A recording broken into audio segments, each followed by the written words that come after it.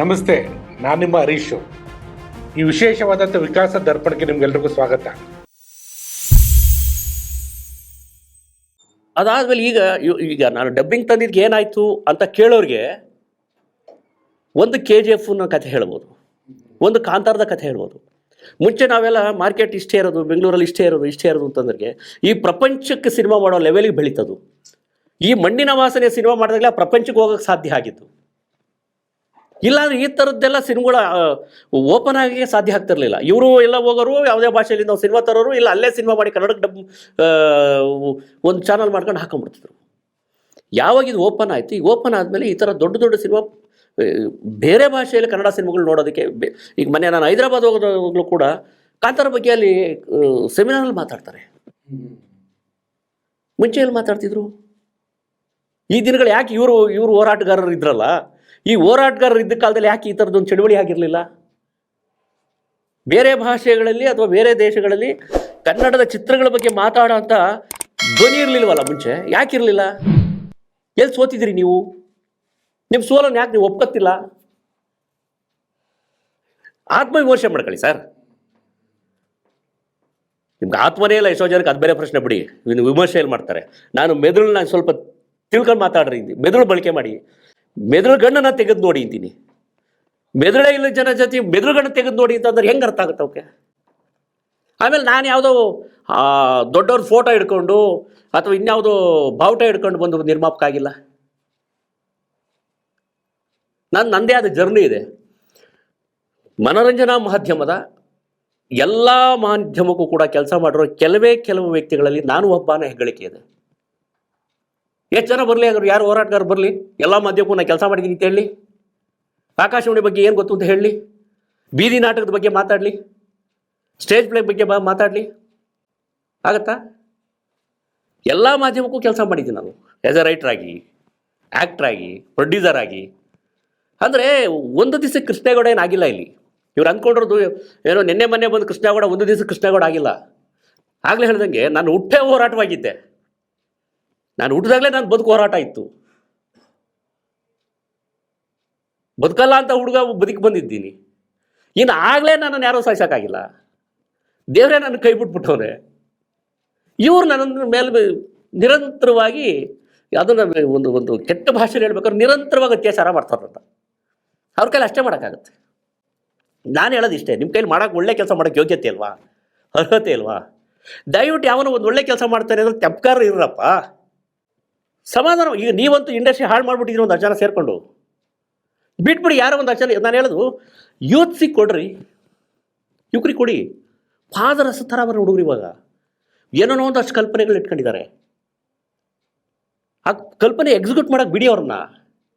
Industry ಯಾಕೆ ಇನ್ನೂ ಬೇರೆ ಲೆವೆಲಿಗೆ ಬೆಳೆಯುತ್ತೆ? ಮಳೆ ಹೊಡೆದು ಕೂತ್ಕೊಂಡ್ಬಿಟ್ಟವ್ರಲ್ಲೇ, ಎದ್ದಾಳಲ್ಲ. ಈ ಮುಂಚೆ ಒಂದು ಗ್ರಾಮೋಫೋನ್ ಬರ್ತಿತ್ತು, ಪ್ಲೇಟ್ ಇಟ್ಬಿಟ್ರೆ ನಾನಿನ್ನ ಬಿಡಲಾರೆ ಅದೇನೋ ಒಂದು ಸ್ಟಕ್ ಆಗ್ಬಿಟ್ಟಿದ್ರೆ ಬರೀ ಅಲ್ಲೇ ಸುತ್ತ ತಿರುಗೈತು ಮುಂದ್ಕೆಡೋರ್ಗೆ. ಹಾಗಾಗಿ ಇವರು ಅಲ್ಲಿ ಜಾಗ ಹೊಡ್ಕೊಂಡು ಕೂತ್ಕೊಂಡ್ಬಿಟ್ಟಿದ್ದಾರೆ. ಓಲಿ ನಿರಂತರ ಸಿನಿಮಾ ಮಾಡ್ತಾರಾ? ಇಲ್ಲ. ಇವತ್ತಿನ ಕಾಲಘಟ್ಟಕ್ಕೆ ನಾನು ಸಿನಿಮಾ ಮಾಡಿ ಅಪ್ಡೇಟ್ ಆಗಲಿಲ್ಲ ಅಂದರೆ, ಅಥವಾ ಇವತ್ತಿನ ಕಾಲಘಟ್ಟದ ಸಮಸ್ಯೆಗಳು ಗೊತ್ತಿಲ್ಲ ಅಂದರೆ, ನಾನು ಆಯಕಟ್ಟಿನ ಜಾಗದಲ್ಲಿ ಕೂತ್ಕೊಂಡು ನಾನು ಯಾವ ರೀತಿ ಈ ಸಮಸ್ಯೆಗಳನ್ನ ಬಗೆಹರಿಸಬಲ್ಲೆ, ಉತ್ತರಿಸಬಲ್ಲೆ, ಒಂದು ಸಾಮಾನ್ಯ ಜ್ಞಾನ ಅದು. ಅದಕ್ಕೆ ಜಾಸ್ತಿ ಬೇಕಾಗಿಲ್ಲ. ಇದಕ್ಕೆ ವಿದ್ಯಾಭ್ಯಾಸ ಬೇಕಾಗುತ್ತೆ, ಅನುಭವ ಬೇಕಾಗುತ್ತೆ. ನಾನೇ ದೊಡ್ಡ ವಿದ್ಯಾವಂತ ಅಂತ ಹೇಳ್ತಿಲ್ಲ. ಒಂದು ಬೇಸಿಕ್ ಲೆವೆಲ್ ವಿದ್ಯಾಭ್ಯಾಸ ಬೇಕಾಗುತ್ತೆ, ಅನುಭವ ಬೇಕಾಗುತ್ತೆ. ಬರೀ ಬಾವುಟ ಹಿಡ್ಕೊಂಡಿದ್ದೆ ಅನುಭವ ಆಗಲ್ಲ, ಇಲ್ಲ ಯಾವುದೋ ದೊಡ್ಡವ್ರ ಫೋಟೋ ಹಿಡ್ಕೊಂಡ್ರೆ ಅನುಭವ ಆಗಲ್ಲ. ಅದು ನನ್ನ ಪ್ರಕಾರ ಅದನ್ನು ಅವ್ರು ಸರಿ ಯೋಚಿಸ್ಬೇಕು. ಎಸ್, ನನ್ನ ಹಂಗಿದ್ರೆ ಇವರು ಯಾರೋ ಒಂದಷ್ಟು ಜನ ನಿರುದ್ಯೋಗಿ ನಿರ್ಮಾಪಕರು ಅಂತ ಅವಾಗ ಕರಿತಿರ್ತೀನಿ, ಗಂಜಿ ಗಿರಾಕಿಗಳು ಅಂತ ಕರಿತಿರ್ತೀನಿ. ಅವ್ರಿಗೊಂದು ಪ್ರಶ್ನೆ ಮಾಡ್ತೀನಿ, ಕೃಷ್ಣೇಗೌಡ ಏನು ಕೊಡುಗೆ ಚಿತ್ರರಂಗಕ್ಕೆ? ಯಾರು ಕೃಷ್ಣೇಗೌಡ? ಎಸ್, ತಮ್ಮನಿ ನಿಮ್ಮ ಬಯೋಡೇಟನ್ನು ಮುಂದೆ ಇಡಿ, ನನ್ನ ಬಯೋಡೇಟನ್ನು ಮುಂದೆ ಇಡ್ತೀನಿ, ಬಹಿರಂಗವಾಗಿ ಚರ್ಚೆ ಮಾಡೋಣ. ನನ್ನ ಸಾಧನೆ ಏನು, ಕೃಷ್ಣೇಗೌಡ ಏನು ಮಾಡ್ಕೊಂಬಂದವನೆ, ಎಷ್ಟು ಕಾದಂಬರಿಗಳು ಸಿನಿಮಾ ಮಾಡವನೆ, ಎಂತೆಂಥ ಸಿನಿಮಾ ಮಾಡವನೆ, ನಿಮಗಿನ್ನ ಹೆಚ್ಚಿಗೆ ಸಿನಿಮಾ ಮಾಡೋಣ, ಕಡಿಮೆ ಸಿನಿಮಾ ಮಾಡೋಣ, ಆಮೇಲೆ ಸಿನಿಮಾದಲ್ಲಿ ಯಾವ್ಯಾವ ವಿಭಾಗದಲ್ಲಿ ಕೆಲಸ ಮಾಡಿದ್ದಾನೆ, ಚರ್ಚೆ ಆಗ್ಬೇಕಲ್ಲ. ಒಂದು ಸರಿ ಆತ್ಮಾವಲೋಕನ ಮಾಡ್ಕೊಳ್ಳಿ, ನೀವು ಸಾಕು ಗೊತ್ತಾಗುತ್ತೆ. ಅದು ಬಿಟ್ಬಿಟ್ಟು ಕೃಷ್ಣೇಗೌಡ ಏನ್ರಿ ಬಂದು ಗಲಾಟೆ ಮಾಡ್ತಾನೆ, ಕೇಸ್ ಆಗ್ತಾನೆ, ಯಾಕೆ ಆಗ್ತಾನೆ? ಆ ಕಾರಣಕ್ಕೆ ಯಾವಾಗ ಇವರು ಕನ್ನಡ ದ್ರೋಹಿ ಅದು ಇದು ಅಂತ ಪಟ್ಟ ಕಟ್ಟಿ ಅವ್ರಿಗೆ ಅಷ್ಟೇ ಒಂದು 2-3 ಪದಗಳು ಬರುತ್ತೆ, ಅದು ಬಿಟ್ಟು ಆಚೆನೂ ಬರಲ್ಲ ಅವ್ರಿಗೆ. ಅದು ನಂದು ಸದಸ್ಯತ್ವನ ರದ್ದುಗೊಳಿಸಿದ್ರು. ಪರ್ಯಾಯವಾಗಿ ಒಂದು ವಾಣಿಜ್ಯ ಮಂಡಳಿ ಕಟ್ಟಿದೆ. ಪರ್ಯಾಯ ವಾಣಿಜ್ಯ ಮಂಡಳಿ ಕಟ್ಟಿದ ಉದ್ದೇಶನೂ ಜನಸಾಮಾನ್ಯರ ಕೈಗೆ ಸಿನಿಮಾ ಸಿಗಬೇಕು, ಜನಸಾಮಾನ್ಯ ಸಿನಿಮಾ ಮಾಡೋಂಗಿರಬೇಕು, ಅವ್ರಿಗೆ ಯಾವುದೇ ಅಡೆತಡೆಗಳಾಗಬಾರ್ದು. ಕ್ರಿಯೇಟಿವಿಟಿ ಅಂತ, ಕ್ರಿಯಾಶೀಲತೆ ಅಂತಕ್ಕಂಥದ್ದು ಅವನ ವಾಕ್ ಸ್ವಾತಂತ್ರ್ಯ, ಅವ್ರ ಹಕ್ಕದು. ಅದಕ್ಕೆ ಇನ್ಯಾರ್ದೋ ಒಂದು ದಂಡನಾಯಕನ ಅಪ್ಪಣೆ ಬೇಕಾಗಲ್ಲ, ಬರಬಾರ್ದು.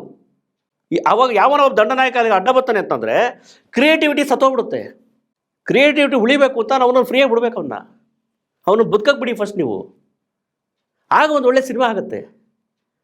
ಈಗೇನು ಇವಾಗ ಈ ಥರ ತರ್ಕಕ್ಕೆ ಸಿಕ್ಕದೇ ಇರತಕ್ಕಂಥ ಸಿನಿಮಾಗಳು ಅಥವಾ ಊಹೆಯನ್ನು ಮೀರಿ ಸಿನಿಮಾ ಯಶಸ್ವಿ ಆಗೋ ಕಾರಣ ಆಗ್ತಿದೆ ಅಂತಂದರೆ ಇವೆಲ್ಲವೂ ಬಿಟ್ಟಿದ್ದಕ್ಕೆ, ಬಲ್ತಿದ್ದಕ್ಕೆ. ಇಲ್ಲಾಂದರೆ ಇವರು ಬಾವಿ ಒಳಗೆ ಕಪ್ಪೆತಾರೆ, ನಮ್ಮ ಇಂಡಸ್ಟ್ರಿ ಇಷ್ಟೇ ಇರೋದು, ಕೋಲಾರದ ಕನ್ನಡ ಹೋಗಲ್ಲ, ದೇವರಹಳ್ಳಿಲಿ ಕನ್ನಡ ಹೋಗಲ್ಲ, ಬೆಂಗಳೂರಿಗೆ ಎಲ್ಲ ಭಾಷೆ ಸಿನಿಮಾ ಬರ್ತವೆ. ಇದನ್ನೇ ಹೇಳ್ಕೊಂಡು ಎಷ್ಟು ದಿವಸ ಬದುಕ್ತಿರ್ರಿ? ತುಂಬ ಬೇರೆ ನಾನೇ ಇಂಡಸ್ಟ್ರಿಗೆ ಬಂದಾಗ ಮಲಯಾಳಂ ಸಿನಿಮಾ ಯಾವ ಲೆವೆಲ್ಗಿತ್ತು, ಇವತ್ತು ಯಾವ ಮಟ್ಟಕ್ಕೆ ಹೋಗಿದ್ದಾರೆ?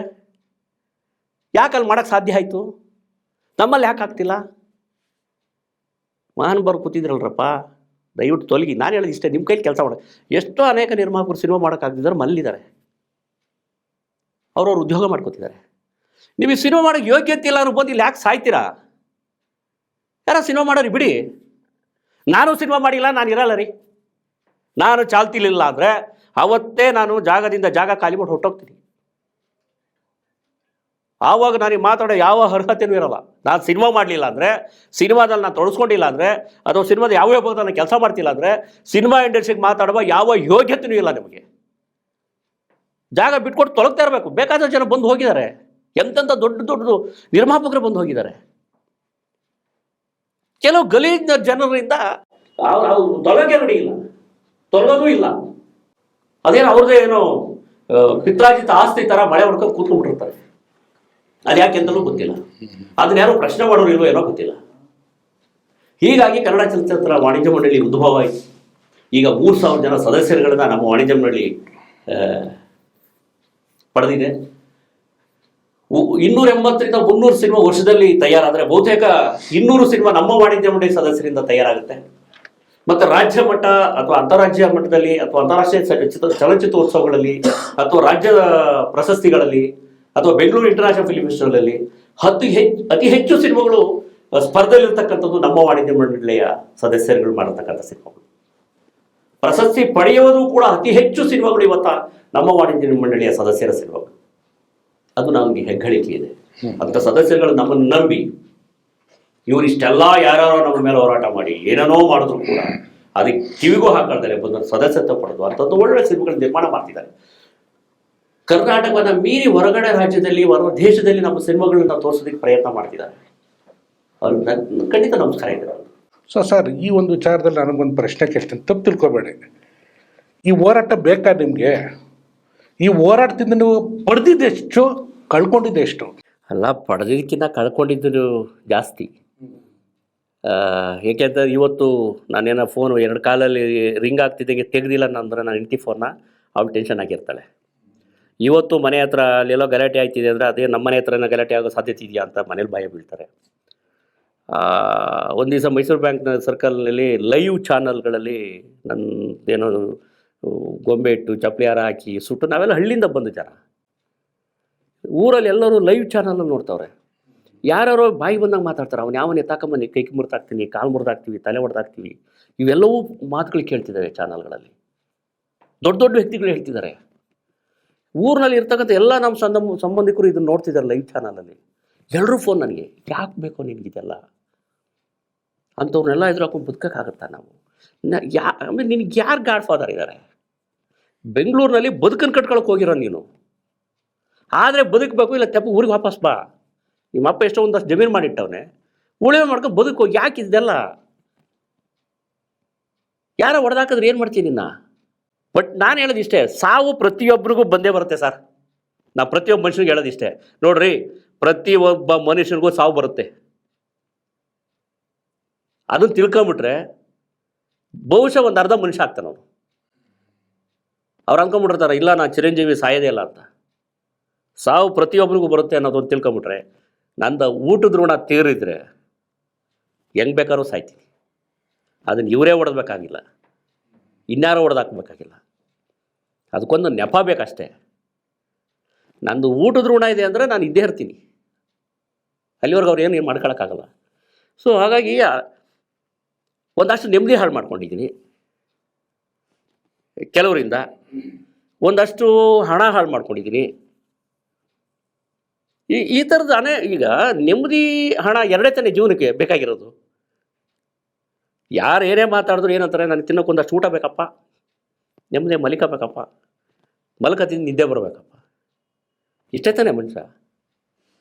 ಸೊ ಅಂಥವನ್ನೆಲ್ಲವನ್ನೂ ಕೂಡ ಅನೇಕ ರಾತ್ರಿ ನಿದ್ದೆ ಮಾಡದೇ ಇದ್ದ ದಿನಗಳಿದ್ದಾವೆ ನಮ್ಮ ಮನೇಲಿ. ನಾವೆಲ್ಲರೂ ಎಲ್ಲಿ ಗಲಾಟೆ ಆಗುತ್ತೋ, ಏನು ಮಾಡ್ತಾರೋ, ಏನಾಗುತ್ತೋ, ಕಾಲಿಟ್ಬಿಟ್ಟಿದ್ವಿ, ವಾಪಸ್ ಹೋಗೋ ಪ್ರಶ್ನೆ ಅಲ್ಲ. ಆ ಹೋರಾಟ ಗೆದ್ವಿ. ಈಗ ಬೇರೆ ರೀತಿಯಲ್ಲೂ ಕೂಡ ಗೆದ್ದು ತೋರಿಸಿದ್ದೀವಿ. ಎಸ್, ನಮ್ಮ ಕೈಲಿ ಬೇರೆ ಜಾನರ್ ಸಿನಿಮಾಗಳು ಮಾಡೋಕ್ಕೆ ಸಾಧ್ಯ ಆಗುತ್ತೆ. ಆ ಸಿನಿಮಾಗಳನ್ನ ಅಂತಾರಾಷ್ಟ್ರೀಯ ಮಾರ್ಕೆಟಿಗೆ ಸಿನಿಮಾಗಳನ್ನ ನಿಲ್ಸೋಕ್ಕೆ ಸಾಧ್ಯ ಆಗುತ್ತೆ. ಅಂಥ ಸಿನಿಮಾಗಳನ್ನ ಗೆಲ್ಸ್ಕೊಳ್ಳೋಕೆ ಸಾಧ್ಯ ಆಗುತ್ತೆ. ಈಗ ಅಂತಾರಾಷ್ಟ್ರೀಯ ಮಾರುಕಟ್ಟೆಯಲ್ಲಿ ಒಂದು ಸರ್ಕ್ಯೂಟ್ನಲ್ಲಿ ಕೃಷ್ಣೇಗೌಡ ಒಬ್ಬ ಸೀರಿಯಸ್ ಸಿನಿಮಾ ಮೇಕರ್ ಅನ್ನೋತಕ್ಕಂಥ ಒಂದು ಬ್ರ್ಯಾಂಡ್ ಕ್ರಿಯೇಟ್ ಮಾಡ್ಕೊಂಡಿದ್ವಿ. ಈಗ ನಮ್ಮ ಸಿನಿಮಾ ಆಗಿದೆ ಅಂತಂದರೆ ಒಂದು ಒಳ್ಳೆ ಸಿನಿಮಾ ಮಾಡ್ತಾನೆ, is a good cinema maker ಅನ್ನೋತಕ್ಕಂಥದ್ದು ಕ್ರಿಯೇಟ್ ಆಗಿದೆ. ಅದು ನಂಗೆ ರಂಗಭೂಮಿ ಕಲಿಸ್ಕೊಟ್ರದ್ದು. ರಂಗಭೂಮಿಯಲ್ಲಿ ಎಲ್ಲವನ್ನೂ ಕಲಿಸುತ್ತೆ ಶ್ರದ್ಧೆ ಹೊಂದಿದ್ರೆ. ಸೊ ಹಂಗಾಗಿ ಈ ಅನುಭವನ ಯಾರೋ ಏನು ಕಿತ್ಕೊಳ್ಳೋಕ್ಕಾಗಲ್ಲ, ನಾನು ಹಣೆ ಬರೋದು ಕಿತ್ಕೊಳ್ಳೋಕ್ಕಾಗಲ್ಲ. ಒಂದಷ್ಟು ನನ್ನ ಬಗ್ಗೆ ಮಾತಾಡ್ಬೋದು ಬಿಟ್ಟರೆ, ಈಗ ಮೊನ್ನೆ ಇಡೀ ದೇಶದಲ್ಲಿ ಯಾರೂ ಮಾಡೋಕ್ಕಾಗಲ್ಲ, ಮಾಡಿಲ್ಲ. ರಾಜೇಂದ್ರ ಸಿಂಗ್ ಬಾಬು ಅವರು ನಿರ್ದೇಶಕರಾಗಿ 50 ವರ್ಷಗಳಾಯಿತು. ಅವರು 75 ವರ್ಷ ವಯಸ್ಸಾಯಿತು. 50 ಸಿನಿಮಾನ ನಿರ್ದೇಶನ ಮಾಡಿದ್ದಾರೆ, ಈಗಲೂ ಚಾಲ್ತಿಲಿದ್ದಾರೆ. ಆ ಥರದೊಂದು ಕಾರ್ಯಕ್ರಮ ಮಾಡಬೇಕು ವಾಣಿಜ್ಯ ಮಂಡಳಿಗಿಂತ ತೀರ್ಮಾನ ಮಾಡಿದಾಗ ಒಂದು ಅದ್ಭುತವಾದ ಕಾರ್ಯಕ್ರಮ. ಅದು ಬೇರೆಯವರಾಗಿದ್ದರೆ ಅರ್ಧ ದಿವಸ ಮಾಡೋ ಕಾರ್ಯಕ್ರಮ ಆಯಿತು ಅಂತ ಅಂದರು. ನಾನಿಲ್ಲ, ಅದು ಒಂದು ಹಬ್ಬ ಆಗಬೇಕು, ಒಂದು ಜಾತ್ರೆ ಆಗಬೇಕು.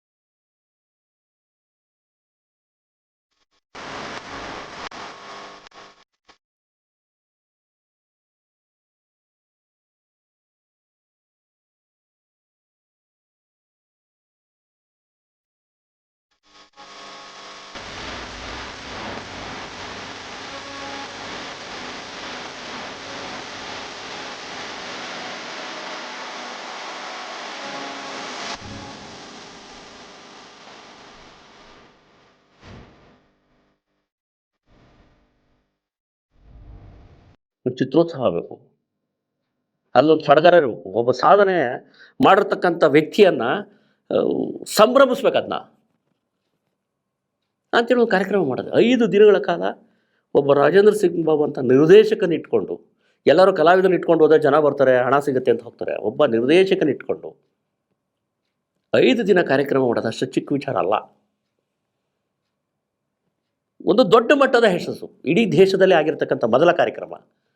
ಮೊನ್ನೆ ಹೈದರಾಬಾದ್ಗೆ ಹೋದಾಗ ಅದರ ಬಗ್ಗೆ ಕೇರಳ ಪ್ರೊಡ್ಯೂಸರ್ಸ್ ಮಾತಾಡ್ತಾರೆ, ಸರ್ ಅದ್ಭುತವಾದ ಕಾರ್ಯಕ್ರಮ ಮಾಡಿದ್ರಂತೆ, ನಮಗೆ ಓಡಲಿಲ್ಲ ಇಂಥದ್ದು. ನನ್ನ ಶ್ರಮ ಸಫಲ ಆಯಿತು. ಆ ಶ್ರಮಕ್ಕೆ ಒಳ್ಳೇದು ಮಾಡೋಕ್ಕೆ ಯೋಗ್ಯತೆ ಇರ್ತಕ್ಕಂಥ ಅನರ್ಹರು, ನನ್ನ ಪ್ರಕಾರ ಅವ್ರು ಭೂಮಿ ಮೇಲೆ ಬದುಕಿರೋದೇ ವೇಸ್ಟ್. ಅವರು ಯಾವ ಅರ್ಹತೆಯೇ ಇಲ್ಲ. ಅನೇಕ ದಬ್ಬಾಳಿಕೆಗಳನ್ನ ಈಗಲೂ ಮಾಡ್ತಿದ್ದಾರೆ ಆ ಕಾರ್ಯಕ್ರಮನ ಸಹಿಸ್ಕೊಳಕ್ಕಾಗ್ದಲೆ. ಅದರಿಂದ ಅದೇನು ಯಶಸ್ಸು ಸಿಕ್ಕುತ್ತೋ, ಅದೇನು ಖುಷಿ ಸಿಕ್ಕುತ್ತೋ.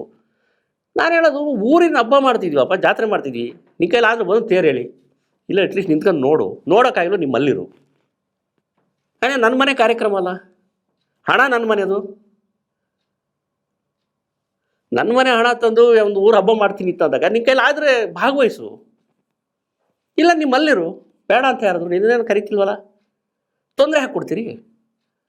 ಆಮೇಲೆ ಇದು ಚಿತ್ರರಂಗ ಯಾರಪ್ಪ ಮನೆ ಆಸ್ತಿ ಏನಲ್ವಲ್ಲ ಸರ್, ನೀವೇ ಮಾಡಿ ಆ ಥರ ಕಾರ್ಯಕ್ರಮನ.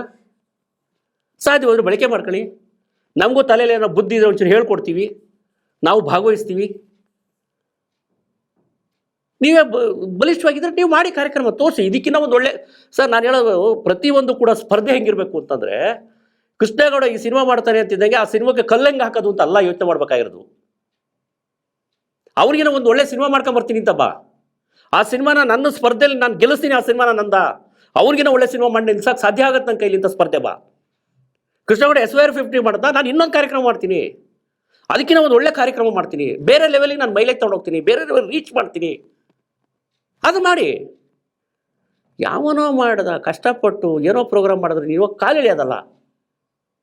ಏನು ನನ್ನ ಮನೆ ಕಾರ್ಯಕ್ರಮ ಮಾಡ್ಕೊಂಡಿಲ್ಲ ನಾನು, ಅಲ್ಲೇ ಗೊತ್ತಾಗುತ್ತೆ ನಿಮ್ಮ ಯೋಗ್ಯತೆ ಏನು ಅಂತ.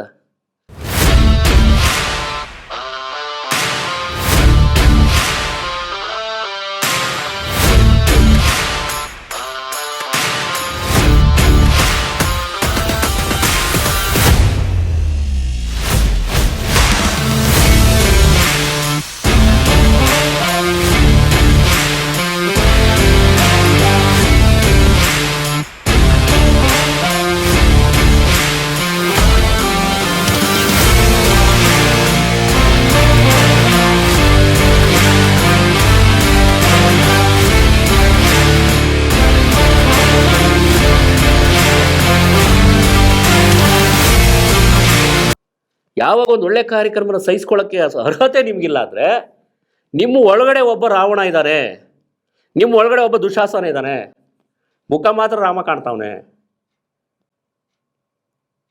ನಾನು ಅದನ್ನೇ ಹೇಳ್ತಿರ್ತೀನಿ, ವಿಲನ್ ಅಂತಕ್ಕಂಥದ್ದು ಬಾಡಿ ಅಲ್ಲ ರೀ, ವಿಲನ್ ಅಂತಕ್ಕಂಥದ್ದು ಬಾಡಿ ಅಲ್ಲ, ಅವ್ರ ಮೈಂಡು, ಅವ್ರ ಅಭಿರುಚಿಗಳು,